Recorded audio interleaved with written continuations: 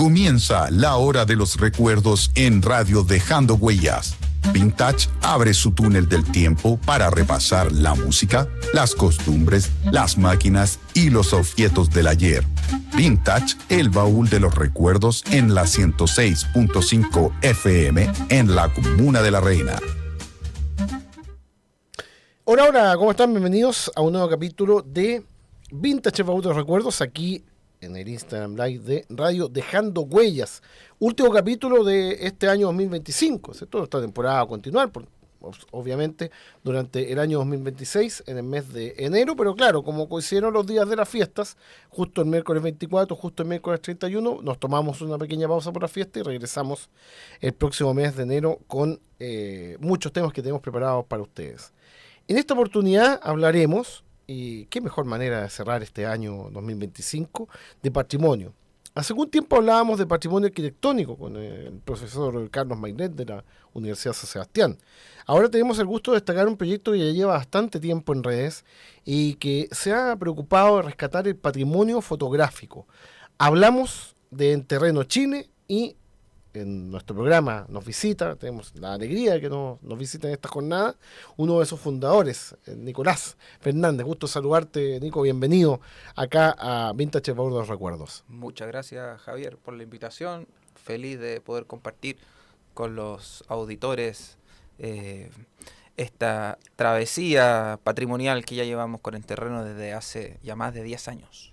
10 años ya, y claro, en ese tiempo no existía el Instagram, no existía, cierto, las redes sociales como las conocemos ahora, o estaban recién desarrollándose. ¿Cómo empezaron? Con una web. ¿Cómo un poquito nace el terreno? Sí, a ver, yo era estudiante de arquitectura, yo egresé el 2014, y poquito antes, un año antes de salir, tal vez un año y medio, junto a un compañero, Felipe Bengoa, mi socio de toda la vida, que hoy día está estudiando en Holanda Humanidades Digitales, que tiene mucho que ver con esto en terreno de mostrar el patrimonio con las nuevas tecnologías. Estábamos haciendo un trabajo para la universidad y nos enfrentamos a una fotografía de Santiago de 1929 de la Alameda, tomada ahí de Amunategui con la Alameda hacia el oriente, donde se veía la iglesia de San Francisco, se veía una Alameda con una ciclovía que ya se la quisiera el gobernador de Santiago hoy día, que a propósito se está terminando de construir la ciclovía, con carriles para los tranvías, con una pista para el vehículo particular, unas veredas y un bandejón central como de las mejores ciudades de Europa. Los edificios más altos eran las catedrales, o sea, las iglesias, ¿cierto? La iglesia de San Francisco, las iglesias que están hacia el sector de Carmen, se asomaban algunas construcciones por Providencia, y esa imagen nos sorprendió. Nos sorprendió porque no sabíamos que Santiago era así, hasta ese minuto. Sabíamos, por supuesto, pero... O sea, había referencias, pero es distinto ver Sí. una foto de buena calidad, incluso en el siglo XIX, las litografías, que a veces los protofotos, por así decirlo, el ver cómo era la soledad a veces...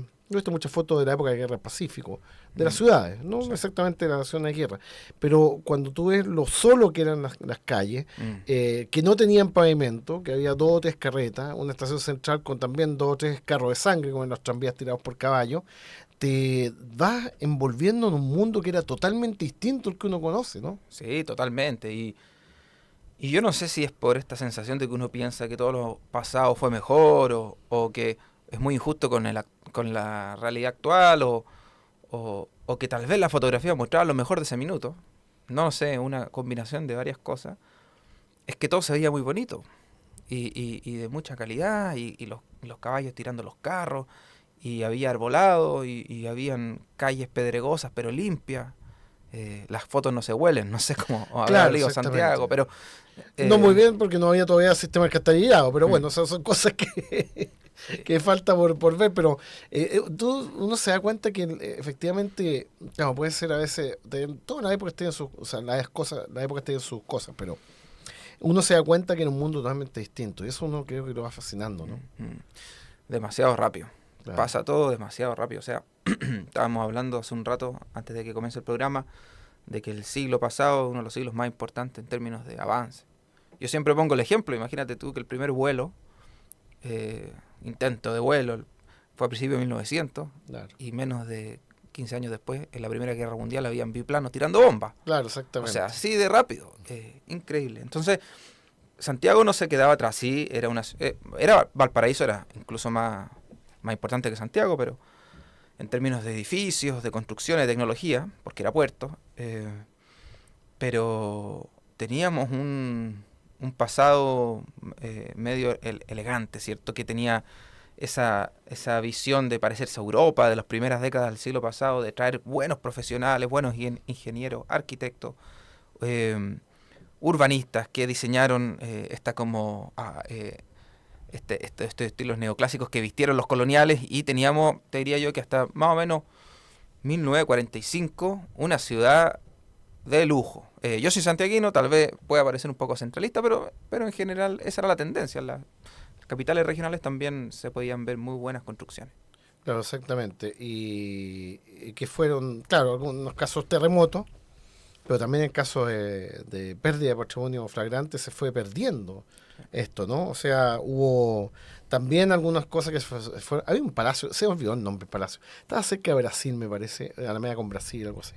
Y era realmente... Concha espectacular. Casot. Yo creo que es el Concha Casot, claro. Y es increíble cómo cosas así se fueron perdiendo. Y la única forma de tenerlos, o de ver cómo eran, es a través de la fotografía. ¿También piensas tú que esa motivación de preservar la fotografía como captura de una época o de algo que ya no existe? Mm. Es fascinante eso. Yo creo que es una de las motivaciones del proyecto. Claro. Y hoy día, con ribete muy, muy entretenidos con esto de la inteligencia artificial, porque uno le puede volver a dar vida a esos momentos. Se puede Dejan movimiento. de ser momentos y empiezan a ser clips, o sea... Deja de ser estático. Exacto. Yo al principio era medio... no era muy amigo de la inteligencia artificial, esto que animaba las fotos, porque al principio no quedaban bien. Pero últimamente yo he visto unos experimentos y hemos hecho colaboraciones con algunos en las últimas publicaciones de nuestro Instagram, donde es sorprendente, parece cine. No, claro, impresionante. Sí. Es impresionante también. Ahora hace poco la Florida hizo un recuerdo de los personajes que dan nombre a sus calles. Entonces es una recreación con fotos o cuadros, digamos, pinturas y ahora sé cómo es Froilán Roa. Yo no tenía idea, no tenía cara. Pasa esto con el nombre de las calles, Bati Ordóñez no tiene una cara, es un nombre nomás. Claro. Ahora es posible verlos con rostros, humanos que vivieron otra época. Y también pasa con las películas, fíjate, porque hay muchas películas del principio del siglo que antes eran, cuando se ponían en movimiento por la velocidad de los proyectores, aparecía toda la gente caminando rápido, toda la imagen cortada, y ahora es posible depurar la imagen, ponerle una velocidad real, y ver que en realidad había rostros que se parecen a los nuestros, solamente que están vestidos de otra manera y vivieron otra época. ¿Cierto? Y los que tenían 25 años parecían de 50. Elegantes, con unos looks así, unos bigotes. Pasa eso que parece que la gente joven antes se veía más aviejada. Sí, totalmente. Increíble. Totalmente eso. Bueno, las modas. A ver, la fotografía hasta ya pasadito los 1900 era un lujo y era exclusiva de retratos. Claro, exactamente. Tú te sacáis fotos de tu familia y la gente con buenos recursos podía hacer eso. Entonces, por eso hay pocas fotos de las ciudades antes de 1900. Son escasas. Claro. La fotografía en Chile empieza ya a circular con mayor frecuencia, muy entre comillas, desde 1860 en adelante. Pero hay pocas fotos de esa época. Cuesta pillarlas. Y, sin embargo, hay retratos de presidentes, desde un poco antes, de familiares de presidentes, de gente importante en Chile, adinerada, no sé, existen. Reemplazó la pintura. Exactamente, reemplazó el retrato en pintado. ¿Cuándo crees tú que se empieza a desarrollar el fotoperiodismo, que es un poquito gran fuente de lo que hemos visto, los trabajos que hemos visto en terreno? Porque, por ejemplo, ahora está muy de moda y ha editado libros el trabajo de Chad Gerritsen, ¿cierto? Que hizo un trabajo muy interesante en Chile en los años 70 y era un fotoperiodista, en el fondo, una persona que hacía fotos para agencias. ¿Cuándo crees tú que empieza a desarrollarse eso? ¿En qué década? ¿10, 20? Mira, los fotógrafos más importantes tenían sus agencias y empezaron a vivir de esto. Pero yo te diría que hay una cosa muy bonita con la postal. Yo creo que la postal... Fue el que empezó a... Sí, el sistema de cartas, de de, de mensajería física, y la postal como recuerdo de un viaje o como medio de comunicación entre una persona y otra hace que fotografías se vuelvan un poquito más comerciales, de mostrar una ciudad, de mostrar esa como vanidad que tienen las ciudades, ¿cierto? Mostrar lo bonito a través de una postal. Yo creo, no sé si de ahí parte el fotoperiodismo. En realidad, un poco para tú mi parte especularlo, pero puede que ahí hay algo de eso. Ahí empezaron, claro, las fotos de ciudades y es increíble que yo en el año 94 todavía mandaba postales. Mandé una postal de yo estaba en la playa, en Papúa, y pude mandar una postal. Existía eso hasta hace unos 30 años, quizás 25.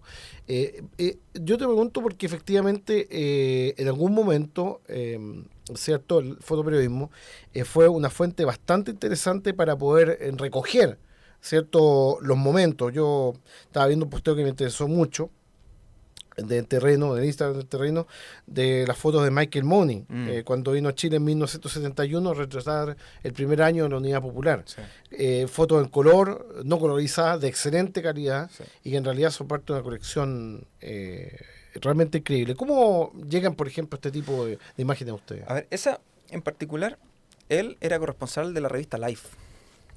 Y la revista Life trajo fotógrafos a Chile desde principios de los años 40 a hacer reportaje, digamos, de este lado del mundo. Tráiganme estas curiosidades. Y desde esa época color y en esa buena calidad de los años 40. Y él en particular vino con este encargo preciso de fotografiar al presidente Allende en sus primeros meses de electo. Un ejercicio. Esas fotos son de la Biblioteca Nacional, están ahí. Nosotros las conocíamos, existían varias publicadas en la revista Life. Las difundimos muchas veces, pero en estricto rigor es una colección, es un fondo fotográfico que Michael Mooney trae el año pasado recién a Chile, los originales, y los entrega a la Biblioteca Nacional. Así que, en rigor, esa es la fuente, digamos, primaria de esa fotografía. Nosotros, en ese caso, actuamos como colaboradores, tenemos el libro que se publicó, aportamos en algunos datos, pero no es un archivo propiamente tal nuestro. Claro, y dentro de los archivos propios, ¿cuál ha sido quizás el que te ha sorprendido más que poder, o sea, cuál es un poquito, cuando descubriste que ustedes tenían una joya en las manos, ¿qué archivo tú te recuerdas en este momento? O Mira, fondo. Sí. Bueno, a menor escala, muchos registros familiares. De repente aparecen unas cosas que, bueno, por los años que ya tienen terreno, hoy día son fotos que a gente le pueden parecer muy conocidas, pero yo las recibí en algún minuto, las pusimos entre un escáner y las devolvimos al mundo, porque estaban perdidas en alguna caja de zapatos, después de una mudanza, luego el fallecimiento del bisabuelo de alguien. Claro. Y esas hoy día pues, son parte de investigaciones académicas, de libros importantes, la gente las ocupa para sus clases en la universidad, en fin. Pero hoy día estamos trabajando con, diría yo, un fondo en particular que es muy importante, que es del arquitecto Luis Mitrovich Balbontín. Ah, sí, estaba viendo, claro. Este caballero vivió todo el siglo pasado. Nació en 1907, murió el año 2007.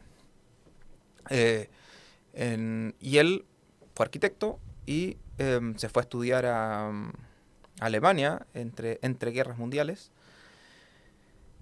Y siempre fue aficionado a la fotografía. Hizo edificios muy conocidos en Santiago, en Chile.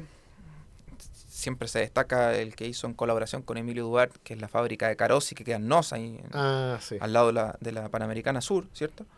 Unos edificios al lado de Cerro Castillo, el edificio Baburiza, que está ahí en Viña del Mar. Pero él siempre fue fotógrafo de corazón y publicó, hizo exposiciones, pertenecía a una élite chilena muy, muy entretenida de ver y hoy día tenemos su colección completa.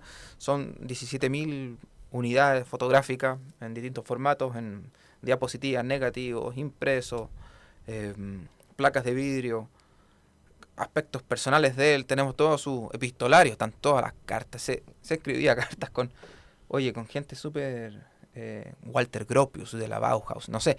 O sea, con gente más o menos Sí, de peso en la arquitectura. Exacto, y lo estamos estudiando, está bien avanzada su digitalización, la catalogación, ese es un fondo muy valioso. Y el otro que es muy entretenido, que es más pop, por decirlo así, pero tiene mucho valor también fotográfico, es la revista Turistel, que comienza a principios de los 80. Hemos estado trabajando, la familia Sánchez que son los creadores de esta revista, nos lo pasó para su trabajo, su investigación, y estamos terminando con esa digitalización. Es un registro de Chile desde Bisbiri a Navarino, completo, pasando por todos los pueblos, por todas las localidades, porque esta era una revista rutera que uno llevaba en la guantera, ¿cierto? Entonces, donde anduviera uno en Chile, debería tener más o menos alguna referencia turística. Y esas son, diría yo, 2 colecciones importantes que estamos trabajando ahora. Vamos a ver también otras colecciones y otras exposiciones también que han ayudado a organizar, después de una pequeña pausa musical, con 3 canciones que en lo particular a mí me significan mucho y tienen relación con la fotografía. Vamos a escucharla y después les vamos a explicar por qué aquí en Vintage Baúl de Recuerdos. Ahí escuchábamos 3 canciones que tienen relación con la fotografía. ¿Por qué? Porque son las primeras canciones que yo me acuerdo cuando niño. Las primeras canciones que yo tengo de memoria. Estaba ahí, la última era de los Stylistics, es un grupo de Estados Unidos que tenía un tema que escuchamos que era You Make Me Feel Brand New. Estaba ABBA, ¿cierto? Con uno de sus últimos éxitos, que de When Take It All. Y aparte, la primera canción, una canción francesa maravillosa, que es de Jean Lenormand de 1977, que se llama Michel. ¿Por qué tienen relación con la fotografía? Porque yo tenía, cuando era niño, un catálogo de Majorette, dicen los franceses, de autos de colección. Y ese catálogo es el único que hizo esta fábrica con unos fondos que eran fotos de escenas francesas, de París en la noche o en el día, de la campiña francesa. Escuchaba esa música, que venía también de afuera, y soñaba con viajar, con conocer. La foto me provocaba algo, quería meterme dentro de la foto. Que era este catálogo de 1980, también, en toda la época que uno empieza a descubrir. Irónico lo de ABBA, porque esa canción era el final de la historia, y para mí, esa canción para mí es el comienzo de la historia, mi interés por la música, por la fotografía. Y pasa eso, que uno escucha una canción y ve una foto y se mete en la época. Me pasaba mucho cuando era ya más grande, joven ya, de colegio, principio de universidad, que iba a la librería Don Luis Ribano en San Diego a buscar revistas antiguas, que era lo más barato, digamos, y sobre todo que me gustaba mucho por la época, y hurgando, o en el Persa Bio Bio, hurgando algo de otra época, alguien tocaba una canción que coincidía con la época que yo estaba viendo en la publicación, en una foto o en la publicación misma.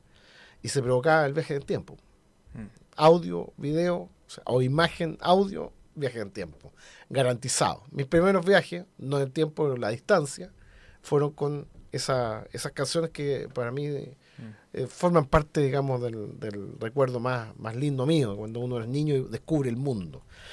¿Y por qué te introduzco con esto este tema, Nico? Porque hace poco hice una exposición de revista Paula, que es una revista que yo, justamente una de las que yo coleccionaba de mis idas a la biblioteca, como le decían en el argot, de los libreros de San Diego, del Paco Ribano, porque efectivamente fue carabinero, dramaturgo, exitosísimo además.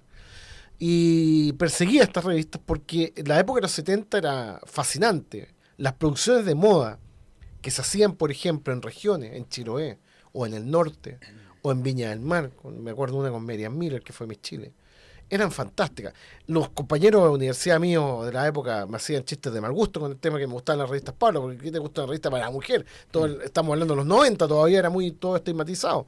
Porque es linda, por eso le decía, porque está bien hecha, y los artículos de Isabel Allende eran muy entretenidos también. Y en realidad, fíjate, el contenido gráfico, contenido fotográfico de revista Paula es fascinante, ¿no? A ver, revistas de muy buena calidad, que el archivo, dicho sea de paso, aún queda por trabajar y investigar, porque estas posiciones se abrió el cofre, digamos, pero pero no ha sido abarcado completamente. La revista Paula se imprimía en Providencia, Claro, exactamente. ahí en Metro Salvador, en General Salvo 20, que para quienes estén escuchando, los invito a darse una vuelta porque se llama Taller 1, es un cowork donde están las máquinas, donde se imprimía. eh, Está el archivo ahí en los lugares más privados, pero te lleva este viaje en el tiempo, te lo concretiza, como que se cristaliza visitando ese lugar. Está la exposición de los cuerpos pintados, que también tiene relación. Y está en ese lugar la casa de vidrio. Ah, la famosa casa de vidrio del año 2000. ¿Te acuerdas? Esa que se instaló en el centro de Santiago y está medio centro de Santiago entre los funcionarios en la mañana se pegaban una asomadita a mirar Claro, qué estaba pasando con la niña que vivía en la casa de vidrio, eso está ahí. Y el archivo está ahí, y es un archivo muy estético, de mucha calidad fotográfica, de unos colores vivos, de muy buena calidad, que esperemos seguir trabajando, difundiendo. Eso todavía está en ciernes, como se dice. O sea, claro, falta todavía, pero efectivamente la época más fascinante de Paula fue fin de los 70 y durante toda la década de fin de los 60. Y toda la década de los 60 tenía unas producciones muy bien hechas.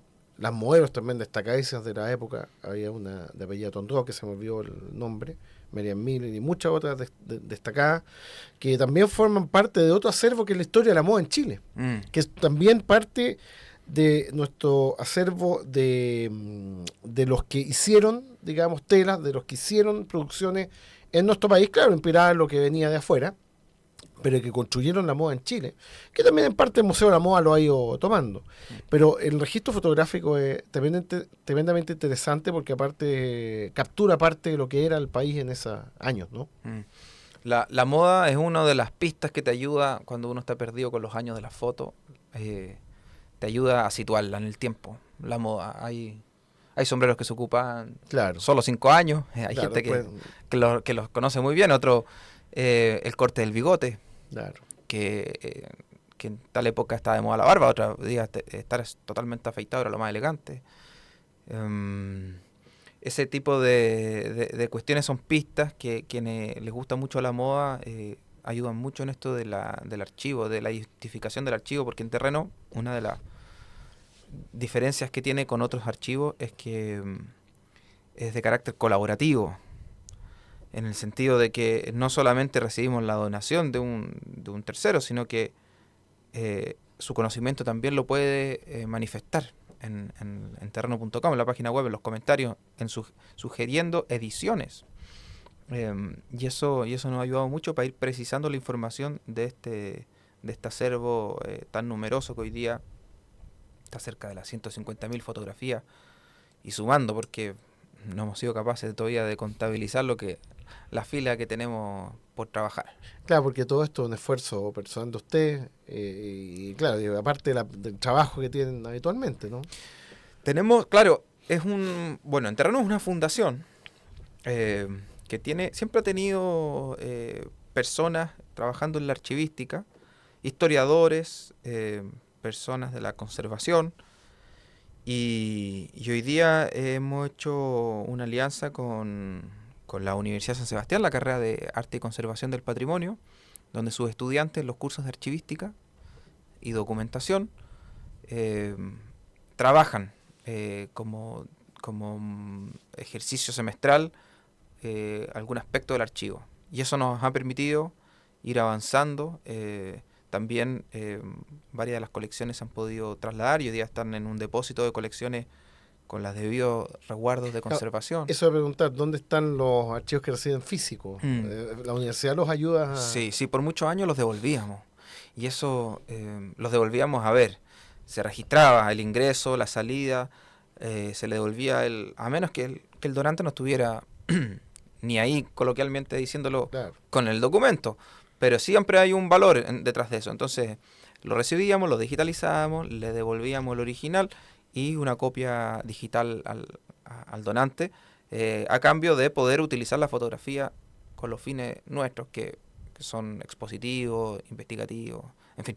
Y en las últimas colecciones, te diría los últimos 5 años, sí hemos ido acumulando muchísimo material y hoy día lo tenemos resguardado en un depósito de archivos en la universidad. Eso es muy importante porque también pasó algo, fíjate que lo tuvimos en el programa de televisión la temporada pasada o el año pasado, del Museo del Juguete, que era una colección particular que está asociada ahora a la carrera de diseño de la Universidad Católica en el Campo Oriente. Es vital el aporte de la universidad en esto, justamente, en la preservación del patrimonio, que es lo que conversamos también con otro de nuestros invitados en la temporada pasada, que fue Carlos Mailet, ¿no? Es vital el aporte universitario, ¿no? Sí, sí, bueno, hay muchos museos muy importantes que son de casas de estudio. Es un círculo virtuoso porque generar nuevo conocimiento, que es lo que te permite la investigación, que hoy día es una de las líneas matriciales de una universidad. Investigar, ¿cierto? Publicar. Necesita de una fuente de información. Y muchas veces las grandes universidades, las más importantes del mundo, tienen sus propios documentos, colecciones bibliográficas, bibliotecas con, no sé, libros incunables donde todavía no han sido registrados, colección, no sé, hubo una exposición constantemente de la colección de Pablo Neruda de la Universidad de Chile, donde bastó con hacer la exposición para darse cuenta de cosas que no sabía que existían, y abrieron un documento y encontraron un poema y en la colección de las caracolas del mar y bueno, entonces las universidades necesitan de este tipo de cosas para obtener productos académicos nuevos y hacer un aporte al país. Claro, absolutamente.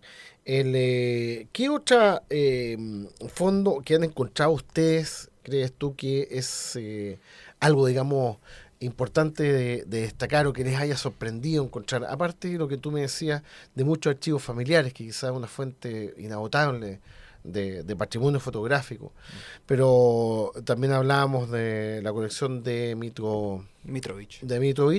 ¿Qué otras te han impresionado en este recorrido de 10 años con el terreno? Mira, fotografías del terremoto de Valdivia a color, increíbles, montones. Yo no sé si yo nunca me había metido a investigar mucho, pero no había visto demasiadas fotos del terremoto del 60. Se habla mucho de lo devastador que fue, pero no hay muchos registros, pese a que fue hace no demasiado tiempo. Claro. Hay gente viva que lo vivió, que lo sufrió, y nosotros hemos dado con algunos álbumes con muchísimas fotografías del terremoto de Valdivia de inicios de mayo del 60, es decir, 3 semanas antes del terremoto, y ese mismo álbum post terremoto, es decir, te está mostrando una ciudad cómo era y cómo quedó. Impresionante. Y cómo la conocemos hoy. Y en colores. En colores. Y buena fotografía. La ayuda de Estados Unidos, los aviones, la ayuda humanitaria, cómo traían la comida, las inundaciones por todas partes, los ríos que se salían. Tanto sí que ha traído bastante interés por parte del museo, de los museos regionales. Se han hecho exposiciones en el Museo Sitio Castillo de Niebla, se han hecho exposiciones sobre esos archivos que se han encontrado. Eso ha sido muy valioso. Lo pueden encontrar en la página del terreno. Y te diría que otra cosa importante es películas, videos. Videos a color también de los años 40. Previo al terremoto del 60 del sur de Chile, pueblos que ya no existen, producto de eso. Hay una toma muy bonita desde el mar hacia Chonchi, llena de palafitos. Y claro, la gente tal vez no tenía tan presente que los palafitos estaban en muchas partes de Chiloé, no solamente en Castro. Claro, exactamente. Y la ola producida por el tsunami del terremoto arrasó con eso. Claro. Los más perjudicados, los Dankut, que están más abiertos hacia el mar y más al norte, más cerca del epicentro. Y bueno, Chonchi tenía, que está incluso más al sur que Castro. Y los de Castro se salvaron, yo creo que por una cuestión geográfica, que están metidas por unos canales con mucha protección. Claro, no alcanza a llegar la ola tan directo. Directo. Y tenemos videos de eso a color. Algunos también que eran del mismo Luis Mitrovich, que son realmente impresionantes. Un álbum de 1888 de la Plaza de Armas de Santiago. Decíamos hace un rato que no es común ver fotos del siglo XIX que no sean retratos. Claro. Y de la Plaza de Armas de Santiago, un funeral, unos eventos ahí muy... irse tan atrás en el tiempo con una imagen real es bien impresionante. No, tremendo. Vamos con la segunda pausa, señor director, que vamos a recorrer lo que ha ocurrido un día como hoy en la música. Ahí estábamos con nuestros 3 pedacitos de canciones que siempre revisamos en cada pausa. Un día como hoy en la música, en 1963. El DJ James Carroll, de la WWDC en Washington, se transformó en el primero en transmitir una canción de los Beatles. Y fue esa que escuchamos, I Want to Hold Your Hand. Eso fue diciembre, imagínense, de 1963. Obtuvo el disco de una amiga azafata, que se lo llevó, dijo, esto es bueno, está pegando en Inglaterra. Lo puso, la canción estuvo semanas, ¿cierto? Se tocó diariamente, cada hora. Todavía no se había realizado, digamos, lanzado el single. Capitol Records, que era el dueño de los derechos, estuvo a punto de demandar al DJ, pero finalmente dijeron que era una colaboración lo que había hecho este DJ, y tuvo el gusto de ser el primero en comenzar lo que se llamó la invasión británica de enero del 64, un mes después, cuando llegaron al show de Sullivan, y el comienzo de la Beatlemanía a nivel mundial. 1982, Karen Carpenter hizo su última aparición en vivo con una de estas canciones, como la que escuchamos de esta maravillosa cantante, Karen Carpenter, de los Carpenters.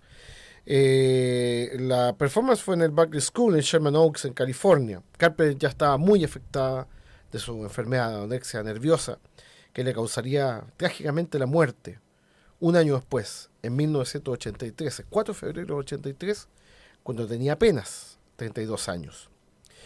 Y la última canción tiene relación con el primer tema. Diciembre de 1963 se llama esa canción. Claro, porque es una canción de los Four Seasons, pero que evoca las aventuras que ellos pasaron 10 años antes o algo más.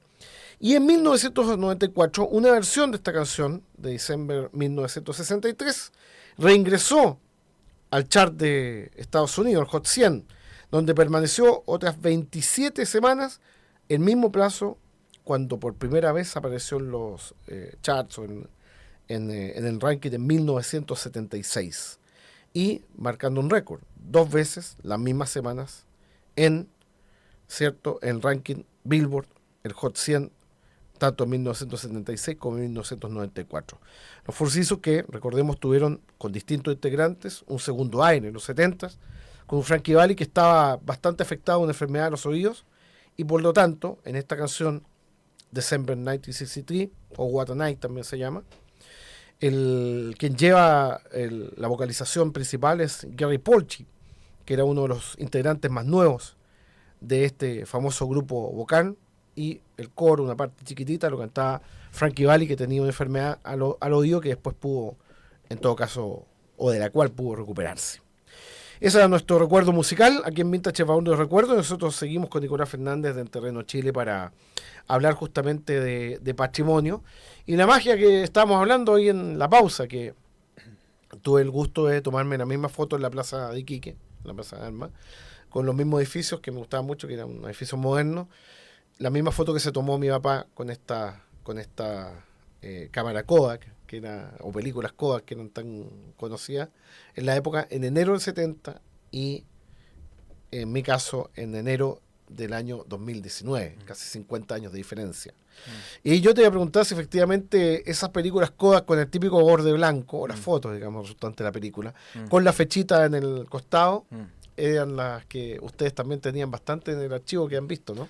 De las más numerosas y son muy bonitas porque en el borde, en este margen, hacían anotaciones a puño y letra, o le pegaban un masking tape, un sticker con alguna información, o simplemente rayaban, y me gusta como no sé si se le llamará el cardex, el maletín, donde se guardan, Claro. que es de aluminio metálico, así, Me acuerdo.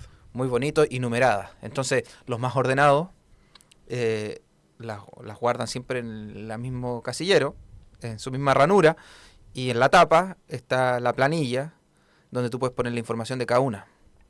Entonces es muy satisfactorio cuando uno recibe una colección donde están todas estas ordenadas en estos casilleros, que no sé cuántas caben, serán 130, un número así, y arriba la fecha de cada uno. Entonces hay que ser cuidadoso, verlas, guardarlas en el mismo lugar, porque uno empieza a desordenar la historia, después nadie más te la va a ordenar. No, claro. Oye, han recibido las diapositivas son tremendas, o stills, como es en inglés. Son tremendas la calidad que tienen. Yo sigo un sitio de fotos antiguas de aviación que se llama airlines.net, de aviones de línea, y mucha gente sacaba diapos por la calidad. Sacaba directamente diapos para proyectarla, para guardarla. Hay una foto, por ejemplo, de los aeropuertos JFK en el año 64, color, o 62, y la calidad era espectacular. ¿También te has topado con material interesante en cuanto a diapos? Sí, sí. Incluso hay gente que como que persiste en eso y sigue como teniendo las diapositivas. Es muy... A ver, son atractivas de ver, de mirar, de mostrarles a los chiquillos más jóvenes esto, que para ellos es rarísimo. Nosotros tenemos estas mesas de luces donde las trabajamos para ver, para no estar ahí siempre apuntando al sol o la luz para ver qué contenido tiene la foto. Yo conocí esa mesa en la revista Bombarón, donde tenía amigos ahí, y los fotógrafos trabajaban con esto porque pasaban de la diapo para después directo a la impresión, no pasaban por papel. Ah, mira. Entonces conocí las famosas mesitas de luz, muy lindas. Sí, sí, entonces eso es bien atractivo de mirar. Y claro, todos esos formatos son valiosos y a diferencia, hay gente que puede llegar a pensar que las fotos antiguas son de peor calidad y eso no es así. Claro. No es así. Yo digo, hay muy malas fotos entre el año 2000 y el 2010 porque es el periodo donde se masificó la cámara digital. Esta cámara plateada, ¿cierto? Que uno llevaba, la Sony, que si era buena era 5 megapíxeles. Y hoy día tú cuando ves esas fotos son de muy mala calidad. No, claro, horrible. Eso fue justo antes, en la transición entre el celular, el walkie-talkie y los smartphones. Exactamente, o sea, la transición, esa cámara soportó la transición entre las cámaras de rollo y después la aparición del celular con una cámara decente. Claro. Entonces fue la cámara digital la que... Sí. Y en realidad las fotos son malitas. Son malas, claro. Hago el ejercicio que a uno las vuelve a ver ahí, que las tiene guardadas en sus computadores. Vayan a ver las vacaciones del 2005, cómo son las fotos. Oye, ya en la parte de cierre de nuestro programa, ¿qué proyectos tienen para el próximo año 2026? Y cómo evalúas también en 2025 en terreno. A ver, el desafío es... Bueno, nosotros este año, una de las principales noticias es que reaperturamos nuestro sitio web en terreno.com, que se renovó con nuevas aplicaciones, sistemas de búsqueda amigables, sencillo, democrático. Digo, se puede filtrar por año, se puede filtrar por zona geográfica, por tema. Te ayuda el tema de las citas. Nosotros siempre insistimos en que por favor la gente cite las fotos. Claro. Cuando son con usos formales, el terreno te permite descargar las fotos. Eso no te lo permite ningún archivo. Así. No somos celosos con la información porque queremos que de ese beneficio a la sociedad, nosotros ser un aporte y hacernos conocidos y ser un valor por el acceso, pero citando la foto. Entonces la página web tiene un botón ahí, cómo citar, en citas académicas, respetar la fuente, en fin. Claro. Ese es como el gran hito que tuvo en terreno el 2025. Para el próximo año, yo te diría que formalizar aún más el trabajo sistemático con la academia, continuar el aporte con la investigación, con el trabajo con los estudiantes. Estamos ahí postulando algunos proyectos que nos podrían permitir crecer bastante. Estamos siendo parte de asociaciones de archivos digitales con todo el mundo, una red muy valiosa que también pone a Chile, digamos, en un buen escenario al respecto. Y queremos dar un salto con la tecnología en el uso del archivo. Animación de fotografía, realidad virtual, que espero que sea un aporte, que no sea un chiche, digamos. No queremos moverle los ojos a a los personajes del pasado por lo entretenido que pueda ser, Claro. sino que sea un aporte. Y también la inteligencia artificial para la búsqueda de datos. Poder relacionar, estamos trabajando, Felipe, que está haciendo este trabajo en el extranjero, está desarrollando un software que te permite a ti hacer unos diagramas de influencias del Chile de hace 2 siglos. Entonces, tal personaje con tal archivo menciona tantas ciudades y tantas otras redes de influencia y coincide con este otro, y la data que estamos juntando da para sacar así, pero material y cosas muy interesantes. Así que esa te diría yo que para allá va el próximo año. Nicolás Fernández de En Terreno Chile, uno de sus cofundadores, importante fundación en la preservación del patrimonio fotográfico. Muchas gracias por habernos acompañado en esta edición de Vintage. Muchas gracias, Javier, por la invitación. Y nosotros nos reencontramos, mis queridos amigos, el próximo miércoles 7 de enero. Anoten la fecha. Miércoles 7 de enero estaremos con un nuevo tema, ¿cierto? Como siempre, muy interesante, del recuerdo, del patrimonio, del ayer, del siglo XX, que nos gusta tanto, que decimos siempre que es el siglo más maravilloso en cuanto al avance tecnológico, pero también con muchos otros temas más aquí en Vintage, el baúl de los recuerdos. Les deseamos sinceramente que pasen una muy feliz Navidad y que celebren un 2026 que esperamos será próspero para todos nosotros. Muchas gracias. Nos vemos. Chao, chao. Esta fue la hora de los recuerdos en Radio Dejando Huellas, la radio de la reina. La próxima semana, Vintage abre su túnel del tiempo para repasar la música, las costumbres, las máquinas y los objetos del ayer. Vintage, el baúl de los recuerdos en la 106.5 FM, la radio de la reina.